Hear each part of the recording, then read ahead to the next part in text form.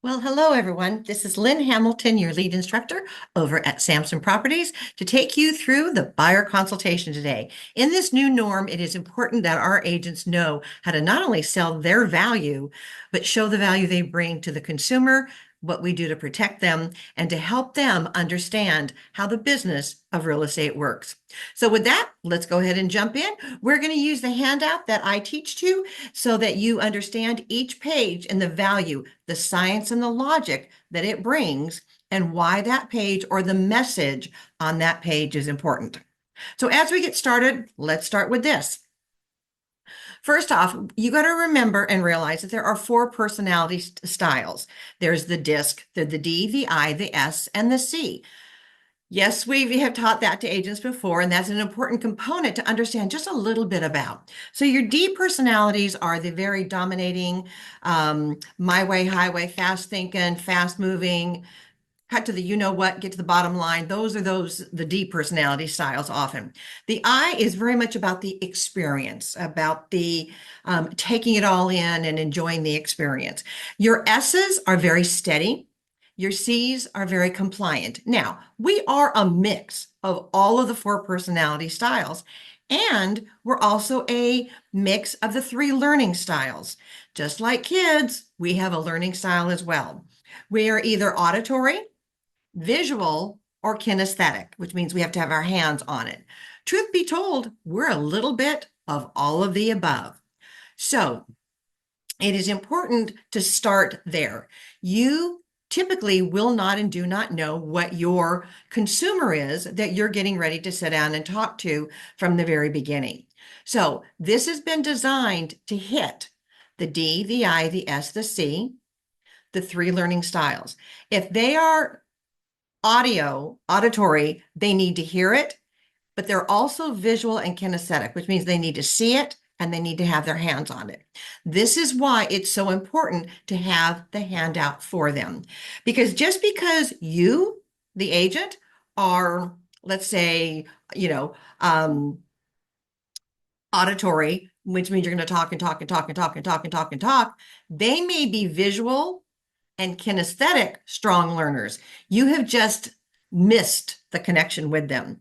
I always like to ask agents, so have you ever gone and done either a buyer or a seller consultation and walked out of there and went, nailed it, that you were so proud of yourself that you just nailed it on the head?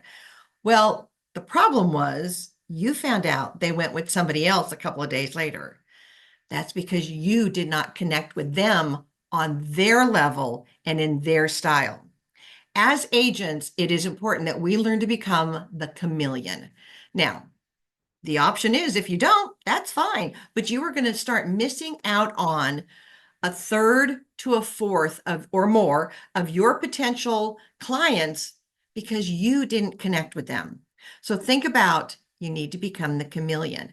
At some point, when you get a chance, go back and listen to the DISC, the DISC personality assessments classes that are available for you already in Samson University. And at some point, yes, I'll be doing those again live for everyone. But that'll give you some understanding of not only what you are, but how to work with a consumer who's of a different style and how to figure out which one they are without asking them, because they probably don't know. All right, so with that, let's go ahead and get our mindset around doing a buyer consultation.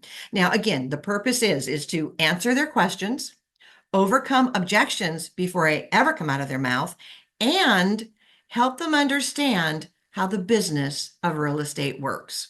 So you ready?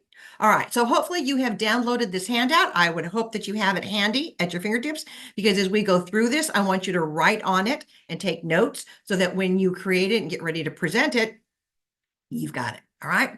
So I'll be sharing with you tips on each page of the do's and the don'ts, what you should do, what you just need to pass over, but the point and the message that it brings. Okay, so let's go ahead and get started. The cover page. It says the essential guide for buying a home, buyer's guide, help you understand how the business of real estate works. Now, if you are wanting to change out the photo that's put in there, you may absolutely do so, but make sure it is royalty-free image.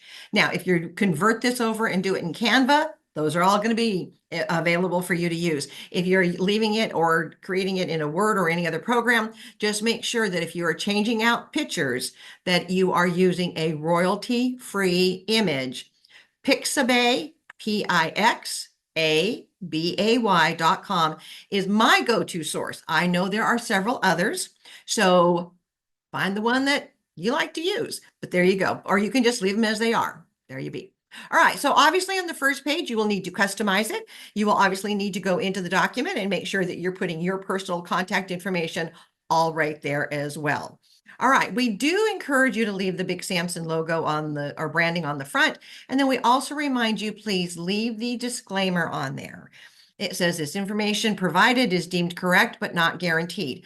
The reason we do that is a little bit of CYA, but also this market right now is changing so quickly.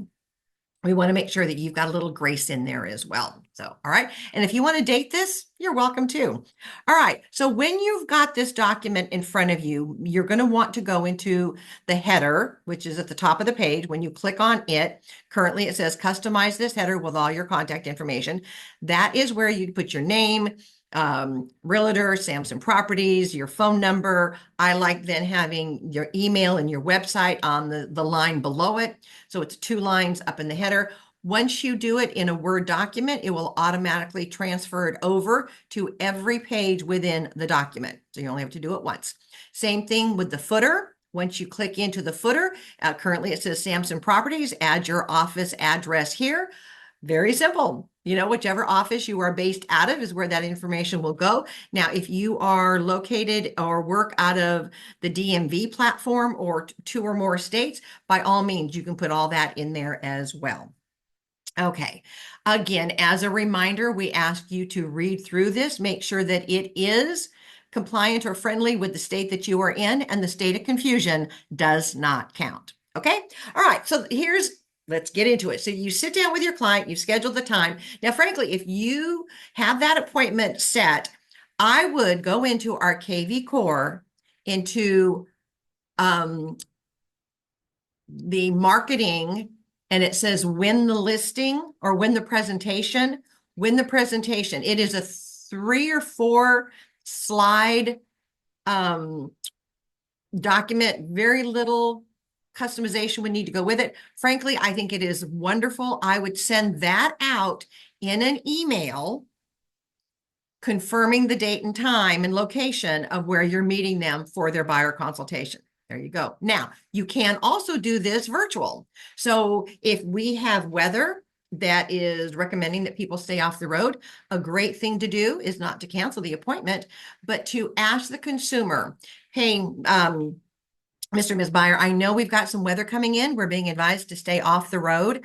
For your safety and mine, how about if we meet, would you be more comfortable if we met through a Zoom meeting?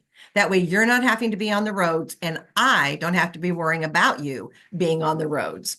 So usually when weather prohibits or they're in another area, getting ready to move in, that is A-okay with them and they're golden with that and they appreciate it. Okay. All right. So let's go ahead and scroll down a little bit. Let's get into the first page. This is the introduction of Samson. It has the first little paragraph in there. You do not need to read this to them. What you would want to consider saying is, as you can see, Samson Properties is a well-established, strong company with a solid footprint in the DMV area and a couple of the surrounding states. It lists off where all the states and the offices are located. The beauty of this, Mr. and Mrs. Buyer, is if we need to meet at one of our other locations, we've got several to choose from based on where you may be at or what is convenient for you. There you go. That's all you need to say about that particular page and move on. The next page down is the facts. It comes from the 2023 template that was available or is available for you in the resource page. We just added it in here. All you need to say on this is our page to brag. I just wanted to let you see that, again, we have a solid footprint in the area. We are well-known, well-recognized, and well-respected in our area that we service. That's all you need to say. Move on to the next page. here is, let me introduce myself. This is on page 4. So let me introduce myself. Again, take my picture out, please. Put your picture in there. You can change the color of the font on these. Just, again, basic Word document. Just click and change. Here's where you put your bio. Hopefully you have finished Jumpstart Session 1 and have gotten your bio done, which is also on your website. But go ahead and copy and paste your bio into that. As you scroll down, there is a little space that we would recommend put 1 or 2 brief testimonials. You can leave it as testimonials. You can leave it as testimonials and references. You can leave it as what others have had to say about my service. However you want to word it, there you go. Now, take it up a notch. If you have your website already built out and you have your testimonials on your website, this is a great space to drop a QR code that takes them to your testimonial page to let them see what others have said. So having the QR code on there, and here's the rules with QR codes. Always make sure that you specify where the QR code is taking them and for what. So you would have your QR code in there, scan this QR code to go to my website, to my testimonial page. Again, they now know exactly where they're going and what they're going to see when they get there. Okay. Now, my favorite, as you know, is QR Code Monkey, MONKEY. The reason I like it is because you can add a picture into the middle of it, and you can color it or color gradiate it. So if you want to have it go from one color to another, obviously, if you are branding yourself with a color, that's a perfect opportunity to add a little pop, a little punch, and there you go. It's easy as can be. Now, if you don't know how to use QR Code Monkey, simply just go to my website, which is lynnhamilton.samsonproperties.net, Agent Resource tab, scroll down, How To. There you go. There's the common questions that people ask that are based off things we've covered in my various Jumpstart classes. So there it is. That's why I like it. All right, let's go ahead and scroll on down to page 5 in your handout. It talks about the real estate brokerage relationship. Now, I like to just get that out there first in front. So what I would say on this page is, I always like to disclose the agency relationship because there are different ways in which a consumer may be being represented. In this scenario, when you hire me, I will be serving as your buyer's agent. This tells you a little bit about it. You're able to read it at your convenience. That's it. Move on. Next page down. How does compensation work and what are the best business practices? This is a fairly new page. This is a fairly new conversation that we as agents get to have with our clients now. Goes back to what is the foundation. It is our job to educate the consumer on how the business of real estate works. And this is the page we're going to do it. So the couple of main paragraphs in there is the buyer's side covers the compensation for the buyer brokerage. However, with your permission, now let me pause there for a second. Once you state or read that first sentence to them, that the buyer's side is responsible for the buyer side's compensation, please do not use the word your commission. Because the minute you say my commission is, and again, for this video, I'm just bringing out a number, just bringing out a number. So when you say my commission is 3%, you've just kind of backed yourself up against a wall a little bit. So because the first thing that they're going to come out with is, will you do it for less? Now, just for clarity, the commission you get paid is negotiated with your brokerage. The consumer does not know if you're on a 50-50, 60-40, 70-30, 80-20, 90-10, 100%. And if you're part of a team or in a mentoring program or a coaching program where you're on some kind of a split, the consumer doesn't need to know that, my opinion. But what you want to say is the compensation that goes to my brokerage based on our experience and expertise is X%. And again, whatever you decide that you want it to be, the consumer does not know how the commission structure is broken down, nor Do I think they need to? So anyway, there you go. All right. So have this conversation with them. Now, if you say to them that the buyer side is now responsible for covering the compensation to the brokerage, and they look at you like a deer in the headlights and turn white as a ghost, you know that they probably don't have those funds available. In that case, just say, you know what? It's okay. Let's talk about the options. Because yes, there are options. Here's my rule on the options, and I always included this in there somewhere. Is it an option? Is it your only option? Is it your best option? So is it an option? Yeah, it's an option. Is it your only option? No. Is it your best option? That's for us to decide, or you to decide once you get all the information that you need. Okay? Easy breezy. Now, if they look at you and say, I don't have an extra, and again, I'm just using a number for the example. They look at you and go, I don't have an extra 10,000 or 5,000 or whatever.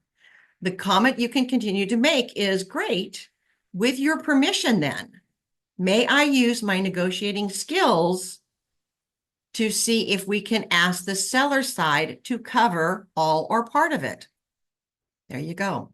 This is a negotiated item and will be addressed on each offer written. Now, I know there's some new parameters. It's no longer in the MLS. It is being advised by some not to call the listing side and ask them what they will. It opens up a kind of a awkward door in the future. So what we're recommending, or what I'm recommending as well, is if you're on the seller side and your seller has agreed to be open to compensation, you just strictly say, my seller is buyer friendly, write it in your offer. Agents, do not come back and ask them, what are they willing to pay? Please, I'll explain more later, but do not ask that question. Okay, so just write it in the offer. Put it in the offer, see what they'll do, because they can accept it, reject it, or counter it back. And that is where, too, we've added it in there that know that the seller has the right to accept, reject, or counter an offer back. And at that point, we will discuss that, obviously, before we ratify. There you go. Easy as can be. All right, so moving on, you're going to go down to start really selling your value. Mapping out our next step, the best business practices. Did you know?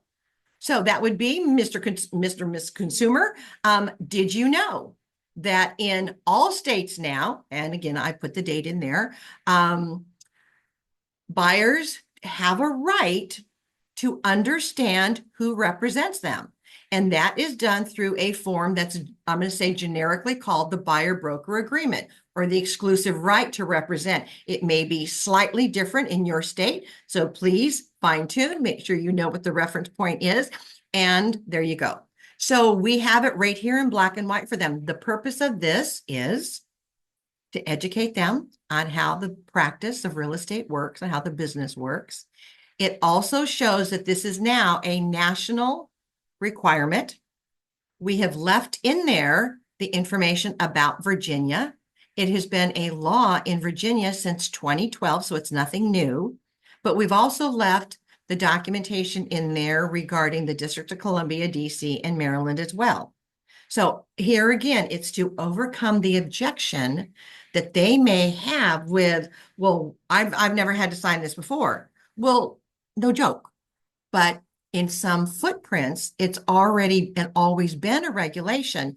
It's now just a regulation nationally.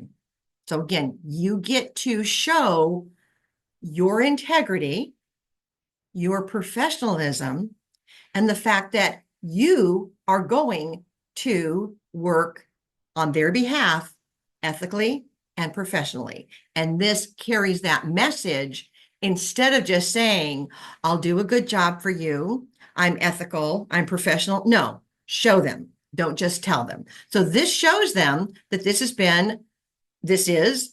the regulations. In some areas, it's been a regulation for a long time. And you know what? I'm going to abide by the following rules and regulations. Okay, move on to the next page. My professional promise to you. Again, this is where you are able to go in and really start selling your value. You are able to feel free to adjust this if you so see fit. But I always use the tagline is I serve as your advocate, your consultant, your realtor, and your PPS. PPS stands for professional problem solver. Because really, isn't that what a transaction is? It's just a series of problems that you get to figure out how to fix, how to resolve, or how to troubleshoot and take care of them before they surface. All right, so go through this with them. This is where I would take the time. Again, it's going to be about a minute to go through these, know how to read this upside down and go through it. Now, what I like to do is I would have my name where it says type your name here and sign it. I would just type my name in there, but I would say to my consumer, my client, I want to show you my commitment to this, so I'm going to sign it in front of you. And I would pull the documentation, the presentation back from them. I'd grab my pen, I would sign it, I would turn around and hand it right back to them, say, good, now you've got my promise. All right. And it was at that point too that I would often sometimes say, may I have your permission to be blunt and honest with you, tell you what you need to know and not always what you want to hear. There you go. Now, let me throw a little side note in here on this one. Often through my career, my consumer that I was interviewing was a referral from somebody else that we knew in common. I always paused here at the end on this page and said, I don't know if I need to say this or not, but I want to be very, very clear with you on this point. I know that we have a mutual friend in John and Debbie. I just want you to know that I have a fiduciary responsibility to you, and that anything regarding our business together, the transaction details, you name it, will not be shared with them. Now, if you want to tell them I'm doing a great job and you're very excited that they introduced us, that's wonderful. But I will not be sharing anything regarding our business together with them, because my fiduciary is to you, obviously, and not to them. Again, I don't know if I needed to say that, but I wanted to share that just in case that was milling around in your head and wondering. Now you know. Nope, they're not going to find out anything about the transaction from me. Now, that being said, that paid off a couple of times because the consumer looked at me and said, oh, good. I figured, but I was still wondering how much of the business or the transaction would you be sharing with them? And I would go, zip, nada, nothing. Okay. And it would just kind of calm them down that smidge. And yes, I occasionally, if that came out of their mouth, I got the listing or the buyer agreement with them because they understood what my confidentiality and my commitment to them was, straight out in black and white. I just didn't use the fancy word. I gave them the example. They were good. We moved on. Okay. So the next page as we go through this, Mr. Consumer, is I want to share with you what I'm looking for in a client, because this is going to be, we're going to be dating pretty closely here for the next, couple of months. So I want to make sure that we're on the same page and we're working well together. So again, adjust this as you see fit. If you like these, leave them. If you don't, change them, adjust them, but learn to read it upside down because, again, it's facing them. So I'm going to be looking for someone who's going to be realistic based on the current market conditions, who's willing to work with me solely, who we're going to go out and find the home that you're needing, who will understand how the compensation works, who understands how what I get compensated to do, who will allow me to share the good news and bad, through the list. There you go. Okay. Again, add to it as you see fit. Are we good? And then you look at the consumer and go, sounds like a plan. Okay, good. Let's move on. When you hire me, you hire the team that goes with me. Is the next page. The beauty of this that comes is, if you are a newer agent and you're thinking, OMG, I'm just in panic mode and they all know I'm new, take a deep breath. You're good. This page secures the fact that when they hire you, they also hire the team of professionals that come with you. The analogy we use in the story we tell on this page is it's like if we're taking a flight across country. More than likely, we're going to have turbulence. We just don't know when it is and where it's going to pop up. That's my job. That's why I'm the PPS. I'm the professional problem solver. So we've got this whole team that's going to work with us to get through the transaction now. Kind of mention that. Then please do not skip over this last paragraph. During the trip, it is my job and the team's job to oversee 70 to 100 pieces of paper, including contracts, disclosures, reports, communications, most of which require signatures or initials. In addition, there's 100 to 150, sometimes even more, phone calls, text messages, or emails that are loaded with critical details and information that needs attention. That is part of my job, is to make sure that nothing falls through the crack. Now, the reason we include that in there is if the buyer, by chance, is sitting there thinking, I wonder if I could do this myself. They're now seeing that there's 88 potential turbulences that may pop up. There's a whole team of people that need to be involved. You've got all these papers that need to be reviewed, all these phone calls, emails, and text messages that are going to go back and forth. And they may be thinking, maybe I don't want to do this after all. So that is where you're also selling your value. Don't overlook that. Don't miss that. Now, if you have been through Jumpstart session 1 and 2, we talked about your time blocking, and I gave everyone the challenge to at some point go through and track how many hours it takes from start to finish to handle a transaction. Just like attorneys bill in 15-minute increments, go onto your calendar and mark every 15-minute increment that you deal with that transaction in any way, shape, or form. Because a lot of it is done behind the scenes that the consumer does not see. If you have done that, and then you are able to come in and put the average transaction is typically between this number of hours and this number of hours, again, it sells your value and why the compensation that you're asking for is worth it, because you're also saving them time as well. So don't overlook the message and the messaging that comes with that page. Okay, sweet. Moving right along. Reasons to buy a home, advantages of home ownership. What I say on this page is quickly. There's lots of different reasons that people are ready to buy. Let me ask you, what is your reason to buy at this time? Let them answer. You want to engage with them because you've gone through a couple of pages of information.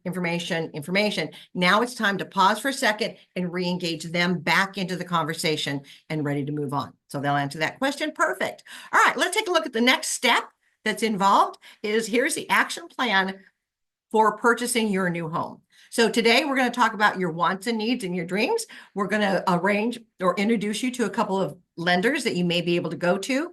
I will then search the inventory. Again, go through this list with them. Know how to do it quick. But again, it's giving a lot of information. It, again, is selling your value. It is showing them there's a lot to the transaction. There's a lot that goes on behind the scenes, and they may not want to be doing it themselves. More important, here's the other takeaway. Your D personalities, they want to see a checklist. They want to see boom, boom, boom, boom, boom. They don't want to read a bunch of paragraphs. They want a synopsis overview. Somebody said it was bottom line first up. Okay. Bottom line is boom, boom, boom, boom, boom. There you go. There you go. The other thing on this page, the S's and C's, one of their fears is being taken advantage of. They don't want their time wasted either. They want to know you've got a system, and this in a checklist bullet point tells the story. You've got a checklist, you've got a process, you've got a system. You're not going to waste their time. The D's are going, okay, we're good. The I's are going, wow, you do all of this for me?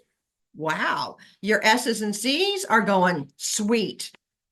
You read my mind. Will this be a synchronized process? You just showed that, sold your value. You're ready to move on. I always like to take a moment there and pause too, because part of as they go through, they're going to hear the term due diligence. They may not completely understand what that means in a transaction. So this is why I put it in a box on that page, and to say, okay, the due diligence, it is the buyer's responsibility to thoroughly investigate a property's condition. To your satisfaction, review all documents, especially HOA documents, if you are buying in an area where there is an HOA. Inspections and investigations. So again, that is what's labeled as and considered as your due diligence. We just want to make sure that the consumer knows that. Okay. And by the way, don't worry, I'll be walking you through and guiding you through this whole process. Okay, we're good. All right, the next page over is don't let the interest rate scare you. I love this page. And I love it when people would ask me, so what's your interest, or what are interest rates doing? I would look at them and go, I don't know, what's your blood pressure doing? Because blood pressure and interest rates fluctuate, and they would giggle. And it's okay to have some fun with some of this. But here is one of those, you've heard the term the 30-second elevator speech. Can you explain to somebody in 30 seconds or less, if you were on an elevator with them, what you do? So this is one of those elevator speeches that everyone should be able to articulate. So, all right. So, Mr. Buyer, I'm sure you've heard about interest rates being up, being down, being here, there, and everywhere. So let me explain historically. When you look at a 30 to 50 year average, like we've got here in the diagram, or in the little chart below, when you take a look, the average interest rate is between 5 and 10%. That is basically where we are right now, because we're in that 6 to 7 range. Now, yes, it fluctuates. Are we ever going to see that 2% again? I don't know. But I hope like heck we never see that 15 to 20% either. So it puts it back into balance. Now, with that, you show them, you point to the chart. And I love this saying, and I've added it in here for you. As Donnie always says, you marry the house, but date the rate. You will do what everybody else, me included, have done. When rates come down is when you will refinance. That's how the real estate market works. And again, I get to educate you on how the business of real estate works. And that is one of the points we want to make sure you as the consumer understand. Perfect. Move on. Selling your value. You know what's going on. All right. One of our first steps is we are going to need to find out what your purchasing power is. So we're going to need to have you speak to a preferred lender, hopefully, to make sure that we know what price range to start looking in, because it does us no good and is a waste of your time to take you out and show you properties that aren't within your purchasing power range. So this is where we say, don't put the horse before the cart. We need to make sure that we know what your purchasing power is, so that we can look for homes that are within that range. There you go. So our next section down is simply, if you, here are a couple of preferred lenders that we deal with, and let me make sure that you understand as well. They don't pay me, I don't pay them. First off, that's illegal. You're going to get in trouble over that. But they perform the level of service and care that I expect for my clients. And so these are all good options. When we get to the end, I'll ask if you would like me to do an introduction to them or all of them for you. I will send you all an email introducing yourself to each other, and then you can reach out and interview with them and see which one you want to chat with first. Okay. All right. Next page over. Loan application requirements. Just again, this is for you to peruse at later. When you get ready to go talk to and see the lender, these are things they're going to need to know, but more important, they're things they're going to need to have, because they can do oh yeah, you can fog the mirror based off what you just gave me for information, but until they're actually able to see the documents and secure what they need is when we'll finally have a solid approval process for you. So it's just for reference. So let's move on. Now we're going to have some fun with this page. And that's what I tell them. We're going to have a little fun with this page, because when I get done going through this with you, I'm going to ask you to sign it in blood. They will usually giggle, and it's okay, because now you have their attention. Okay, so I would call them by name. All right, so John and Debbie. Now, do I have your full attention? Okay, good. I'm as serious as a heart attack on this stuff. This is things that you will not do during the loan process. just so you know. You will not quit your job. You will not sign for any or be a co-signer on anything. You will not buy a new car, truck, or boat. You will not buy any large purchases, appliances, or furniture. You will not open any new accounts. You will not stop paying on accounts. You will not file bankruptcy, and you will not take advice from your mechanic about your purchase and about loans and about rates. There's usually a giggle at that point and say, let me explain why this is so important. Part of my job is to protect your, not only your earnest money deposit, but anything else. So if any of these things are done, even after you think, oh, I got the approval, they check your debt to income ratio and your credit score again before they hit that button to fund the loan at the very end. If anything has been thrown off or is askew, you may not be able last minute to get that loan secured. That creates a huge problem because you have all your stuff in a moving van. The other side has all their stuff probably in a moving van. And now you've messed it up. So I'm going to make sure that you are aware the seriousness of this. And that's why I jokingly say, but lovingly, you will sign it in blood. And again, if any of these things happen during the transaction and you are unable to secure the loan at the very end because of doing any of these things, you have just put yourself at risk of losing your earnest money deposit or even potentially legal action. And I do not want that to happen to you. So we good? We good, good. All right, we're going to sign it in blood. There's a pause. There's usually a giggle. I'll go, okay, will a red pen work? I would usually pull up my red pen and I'll hand it to them. And I'll say, smiley face, star, initials, date, I don't care. Just put your blood on there. And it creates that giggle. Now, once they have done that, we're still kind of giggling. I take the paper back, the presentation packet back. I take my phone out, I take a picture of that page, and I says, I'll be reminding you of this as we go through the transaction. Because here's my joke. If you do decide to go buy a new boat, oh, and then you need the truck to go with it, because you can now got a house that's a 3-car garage and you're by the lake. I hope that your furniture fits in that truck and in that boat because you may be living in it. So let's make sure we protect you and keep you safe. Okay, we good? We good. All right, awesome. Let's move on. Okay, so who covers which expenses? As you can see, both sides have financial buy-in. That's basically all I say right there. Here's the subliminal reason for it, if you will. Oftentimes, as we're explaining to the buyer or to the seller what their expenses are to complete a transaction, we would often hear, well, how come I have to pay for all this? Doesn't the other side have to cover anything? We smartened up and we said, okay, we're going to put it in black and white. What this shows subliminally is both sides have a financial buy-in in the contract and executing it. So it's not all coming from one side or the other. That eliminates that confusion, that stops them from saying, well, how come I got to pay for everything?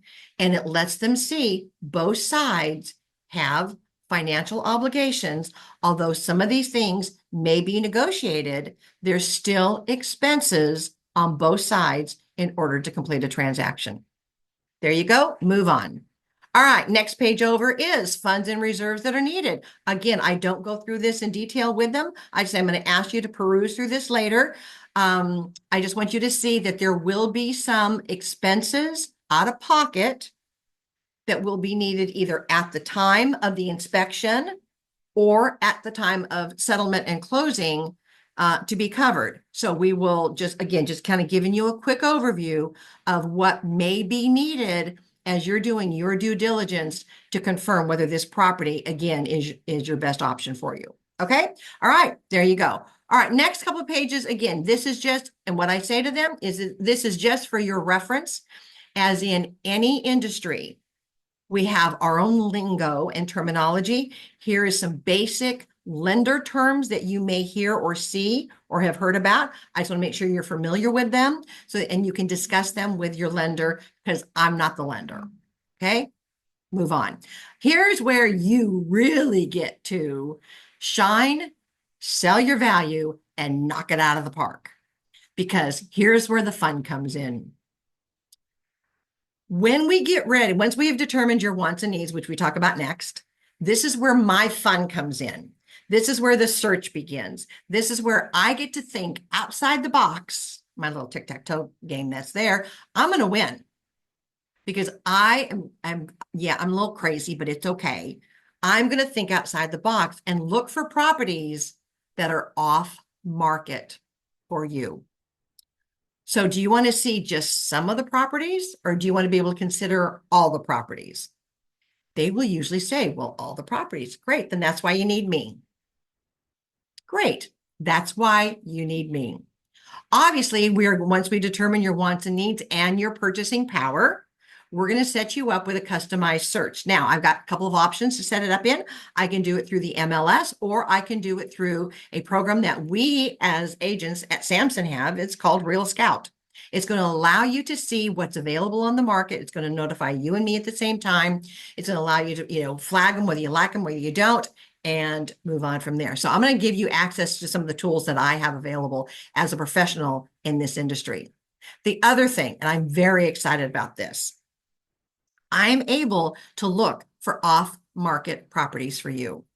We have a program available to us at Samson Properties that's going to allow me to interact with 5,000 plus agents to put in your wants and needs. It will scan the system. It's kind of like a match.com of real estate within Samson Properties. If there is a match, a listing that matches your buyer needs, it's going to bing both of us agents so we can connect and put the dots together. All right. So I'm going to be giving you access to off-market properties. Do you love that or do you love that? Okay, very good. All right, so how else are we going to find a property that's best suited for you? If we determine that there's an area specifically that you are wanting to get your foot into, that you'd love to live in, and there's no homes currently available, I have a crazy question letter, and I will do some geo-marketing to the area, to the homes that specifically have a property that meets the square footage, bedrooms, and bathrooms that you are looking for. There you go. Think outside the box. That's one good one. Now, in addition to that, oh, wait, there's more. In addition to that, I'm going to take a look at properties that were once listed, didn't sell, and may be still available. They're still off market. So as an agent, I can look at properties that have been canceled, withdrawn, or expired. The average consumer doesn't have access to those. I do. And has it paid off in the past when I've done that? It has indeed. Now, does it work? You bet. Does it work every time? No, because nothing works every time. But when it does, I am your favorite of all favorites because I was able to find something for you that was not readily available to every other buyer that's out there. So there you go. I will be thinking outside the box. I will use all the tools and skills and the platforms that I have available to find the house that best suits your needs. Sound like a good plan? That's why you need me. One of the many reasons, but there you go. All right. So the next thing I want to share with you, Mr. Consumer, is don't go alone. I would always tell my clients that I'm going to either thumbtack or staple my business card to their forehead, or if they want, they can go get it tattooed on their arm. Either way, I'm good. Here's what I want to make sure you understand. If you go into either an open house or, find a FSBO or new home sales, you do not have an agent representing you. The person who is doing the open house, which is often, not always, but often the listing agent, they represent the seller, not you. So have you heard that old saying, anything you say can and will be used against you in a court of law? Okay, this kind of applies there. Anything you say to them will be used against you in negotiations. Why would you want to do that or run that risk? So this is why I say, if by chance you are out and about, always have my business cards with you. And the first thing, if you are going to walk into an open house, hand them my card and say, Lynn said, well, you wouldn't say Lynn because that's me, then you would use your name. My agent needs me to give this to you immediately. And again, I've gotten calls back from agents who did open houses when I had a client that went in and said, Lynn said I had to give you this first thing. And they chuckled. Okay. So that's how you address that. Again, keeping them glued to you. You do not want them to think they are free to roam around and get into anything and everything, because then you're kind of left out of the loop. Okay. All right. So the next little compartment down is reality check. The time may come that I need to be blunt and honest with you. And depending on what's going on in the market, depending on what is out there. So I'm going to ask, remember, do I have your permission to be blunt and honest with you? Tell you what you need to know and not always what you want to hear. Okay, good. Because if that day comes, I'm going to remind you, you gave me permission. All right, there you go. Again, tapping into your DIS and C, your D is going great because they're, bottom line, just, quick move and let's go. Your I's are going, wow, you really are taking good care of me. The S side of their personality and their C side of their personality are going great. You've got a system. We're going to walk through this together. Also, too, the takeaway is as you start going through these things and you're able to incorporate our next step would be, or our next step would be, our next step would be, you have just won them over because they need to know that you have a system. You are not going to waste their time. You're not going to waste your own. You're going to take them through methodically. We're going to go through A, B, and C, and D before we get to LMNOP because we're not going to worry about X, Y, and Z until we get to it.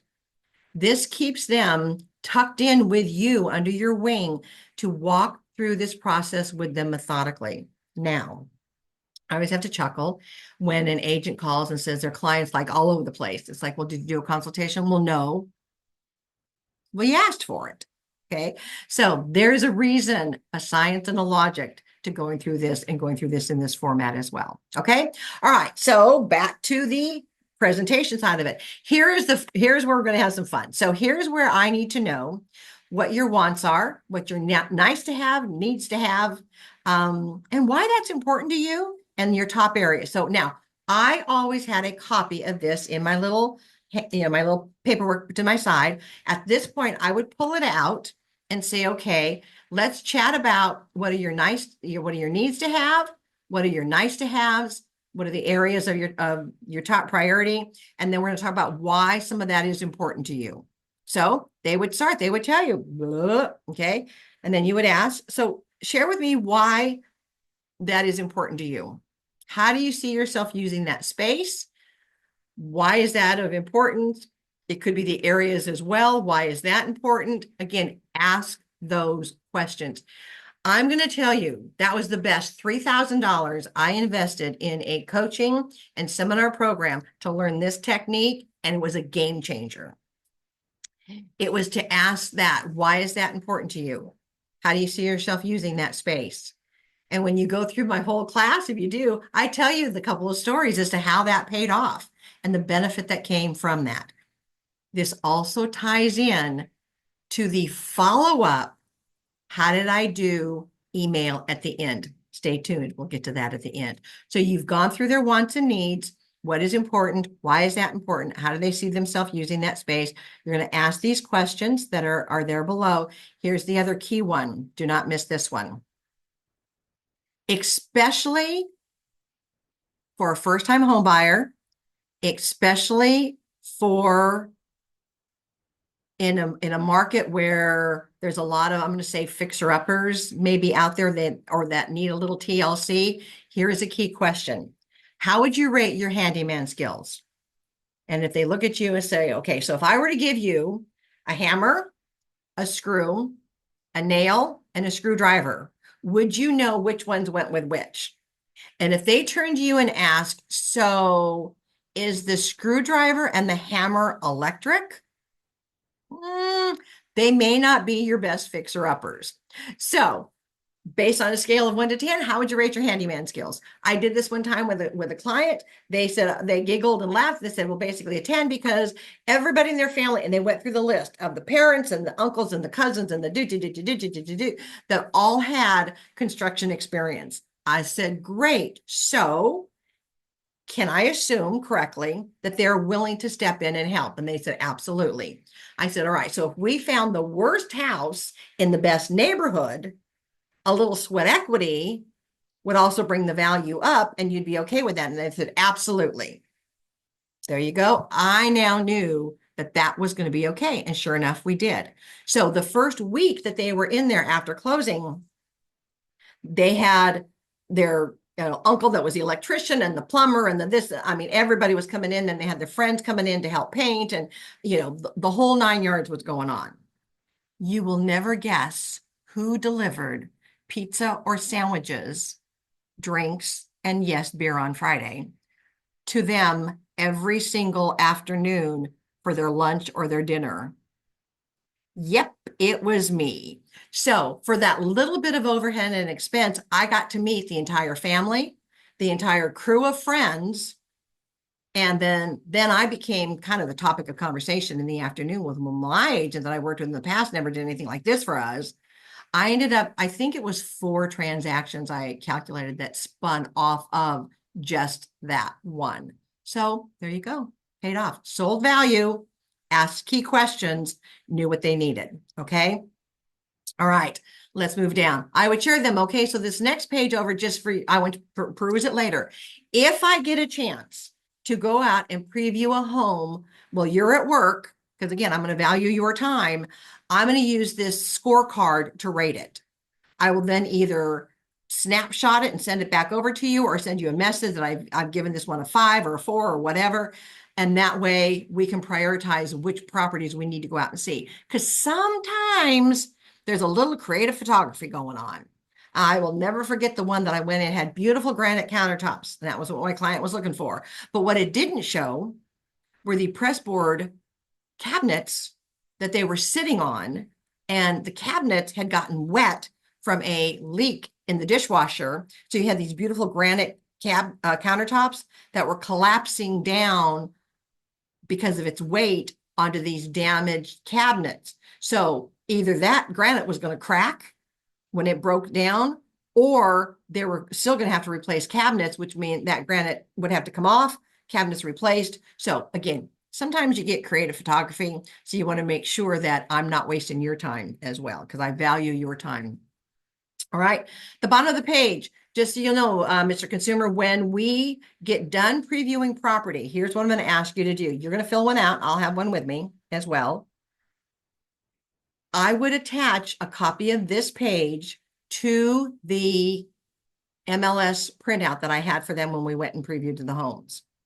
We would generally see 3 to 5 in a day, because anything more than that, their brain is done. I would say, okay, if these were the only 5 properties on the market, and if you had to write today, which you don't, which is your first choice, second choice, third, fourth, and fifth? Take literally seconds to do that. But once you got it, I made sure I noted it as well, because I wanted to know how they ranked them. I wanted to go back and study what did they like about them, what they didn't, what did I get right, what did I miss. Then I would also monitor. So if property number 1 that they liked the most and they weren't ready to quite write an offer on it yet, once it went under contract, I would notify them that that one was no longer available. It was already under contract. What it showed them is you are staying on top of it, but you are also giving them the message that when they find the right one, they need to move on it relatively quickly, because within a day or two, it can be gone. Because we often do not know how many other offers are being looked at or considered with that seller. So, my Mr. and Ms. Buyer, I share that with you just so that you are aware of what is going to be coming up and how we work together on this. Now, your D's are going to appreciate that. Your S's and C's will absolutely as well, because your C more than anything, because they're very compliant. They oftentimes, I want to think about it, or I need to think about, I want to sleep on it. Okay. A great response to that is, I appreciate that. I understand that. But if you sleep on it for too many nights, are you going to be okay with somebody else sleeping in the house you wanted in 30 days from now? It's going to let them realize that if they sleep on it too long, they may miss out. So making a decision or a quick decision is often very challenging for the S's and the C's. They're slow to make a quick decision. Your D would go, yeah, put in an offer. Let's go. I want this, and this. Your I's are going, okay, we da, da, da, da. But your S's and C's are the ones that are going to need to drag or try to drag their feet. That's why I share that logic with you and that concept with you, so you know how to handle it and what to expect. Okay. Last thing on the bottom of this page is the rating from 1 to 10. So I will ask them to rate. If they've rated it 1 to 4, I'm going to come out and ask them, where did I miss? Because obviously this house met the criteria that you had given me. Where did I miss? If it's a 5, 6, or 7, what is the one thing that it did not have that you were hoping that it did have? Have that conversation with them. It's short, sweet, and to the point. If they gave that house an 8, 9, or 10, okay, when are you wanting me to submit an offer? There you go. You've got some great documentation and paperwork for it. Okay. All right. So as we're going through, we're going to go to the next page over is, and I will tell them, protecting your funds is non-negotiable. I want to make sure that as we move forward, that we are using a preferred title company, which I'm going to recommend Cardinal Title, because I know they have platforms available for securing and making sure your money goes where it's supposed to go. Wire fraud in the real estate industry is massive, and I do not want to put you in jeopardy. So we're going to make sure that we have you protected as we go through that step. Okay. Now, just for fun, I'm going to ask you to kick back and read this later. Why is the neighbor mowing my yard? Because they may not know where the property line is at. And in some areas that don't have fences, even with fences, fences are not always on the property line. So we may need to consider having a survey done. This is going to give you some fun reasons why, just for your entertainment later. Now, as we go on to the next page, as in any industry, real estate being no different, we have our own lingo. So this is just a quick reference of some of the terms that you may hear as you're going through the transaction. I just wanted to give you a quick overview of them. Now, if you ever have a sleepless night, get up and read this. It'll put you down. Trust me, that'll be fun. All right. So at this point, I have shared with you, I've been able to understand what your wants and needs are. We know what our next couple of steps are. Have I missed? Is there any questions that you had that I haven't addressed already? Often they say, no, I think you hit everything, or they may come back with one. That's great. All right. So at this point, I think we're going to be a good match to work together. Do you agree? And you're nodding your head gently this way. Then the conversation goes perfect, because our next step is, in order for me to work on your behalf, I need your signature or your authorization on the buyer agreement form. So that allows me to start working on your behalf. Sign here, press hard is the joke. So at that point, you would pull out, here's my recommendation. Have it with you, basically filled out, with the exception of their signature. You can pull it out, go through the bullet points of it, and have them sign it. If you want digital, you can have it done ahead of time in a digital platform. That way, all you've got to do is pull it up and walk them through signing it digitally. My recommendation would be not to walk away and say, okay, great, I'll send you over the documents that need to be signed. Because if they leave the meeting with you and they go out with their friends and they go, oh, I'm so excited, we just met with a real estate agent, she's wonderful, we're going to do, we're going to look into buying. And one of their friends goes, oh, no, didn't you know that my neighbor just got a new dog, and the puppy dog has a real estate license? You need to use the puppy dog. And they go, oh, I love puppies. Yeah, I'll use them instead. You just lost that that consumer, that client. So by not having them sign it right away, you are running the risk of them going someplace else, get caught up in the whirlwind of it, and sign with somebody else. So that's why I would recommend having them do it right on the spot. Now, you've already discussed with them how the compensation works, that your brokerage, based off your experience and expertise, has, again, I'm just using a number. I'm just using a number. It can be whatever it is you choose.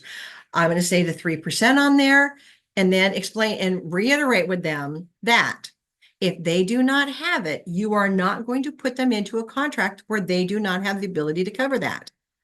Because then you just put them into a position where they may lose their earnest money deposit and default on that transaction. You do not want that happening.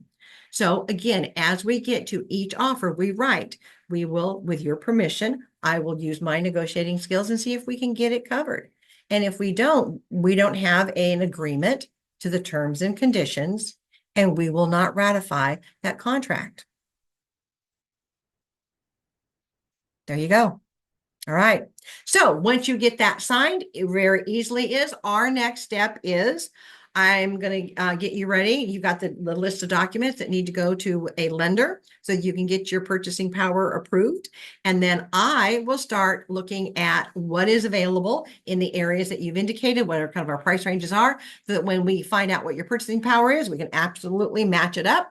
From there, we will schedule a shopping spree where we will go out and take a look at a few homes and then assess, are we on point with this? Okay. All right. So that is our next couple of steps. Any more questions right now? Perfect. Okay. Buyer consultation is completed. You have a signed buyer broker agreement, and you're ready to go out and start showing them, once you get their purchasing power, what is the next couple of steps. Okay. So let me pause here for a moment and give you a couple bonus tips. The reason you ask about the why is that important and when you go through their wants and needs assessment, at the end and available in the resources for you, it's the how did I do email. The template is there. Just again, adjust it if you see fit. But the takeaway is, how did I do? That's the subject line. The first sentence or two says something to the effect of, when we met, I listened carefully to what you indicated were your wants and your needs. Here is what I heard you say. And then it's the bullet points or the check marks of you're wanting an acre or 3-bedroom, just whatever it is that they said was important, you bullet point it down. Then the question in the email says, did I get it right? Did I miss anything? And it goes on to talk about a little bit about that. Gang, that again ties into that $3,000 I invested in coaching into seminar program one time. That was the biggest takeaway. And I nailed it, knocked it out of the park, secured buyers, secured sellers as well with that simple technique and conversation. Don't overlook it. Don't pass it over, and use it to your advantage as well. Okay. So you follow up with that email, you give them a day or two to reach out to the lender, you stay in touch with the lender, you communicate, you introduce them if they want, so that you can follow up with them as well and find out when they're ready to go out and take a look. All right. Buyer Consultation 101. You have just helped them answer the questions that they had, overcome any objections that they often have. You've educated them on how the process of real estate works. You've educated them on how the compensation process works and the other steps that go into finding them their new home. You are golden. You should be ready to go. All right. So with that, I'm going to say thank you for your time. Go out, be wonderful, be awesome. Grab a hold of this, color code it to whatever you're branding yourself with. Learn how to master this more than ever before. It is important that agents in this market at this time know how to sell their value, but more important, even what their value is, because we want to discourage them from thinking, oh, I could do this on my own. They could, but it's not a smart idea. And again, a great response to that is, if you've ever known of anyone who's gone through a divorce, having one attorney is typically not the best option. Or you can use the other cute one that says, so next time you get a toothache and then you have a tooth that needs to be pulled, you're going to do it yourself? You can. I have some pliers in the trunk of my car I'll loan you. It's a little giggle, but it's that understanding of, yeah, just because you can do it on your alone doesn't mean you should.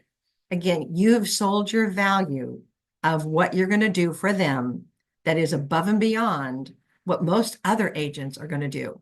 My goal and my dream is to have our agents here at Samson so trained that they're all like, bring it on, baby. I got this. So when a consumer needs a consultation, you are ready to go.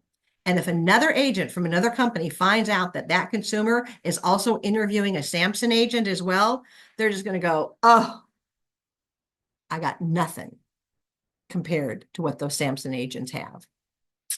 There you go. We got you. We got you. Deep breath. Count to 5. Repeat after me. I can do this.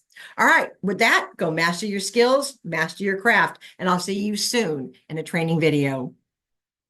Bye for now.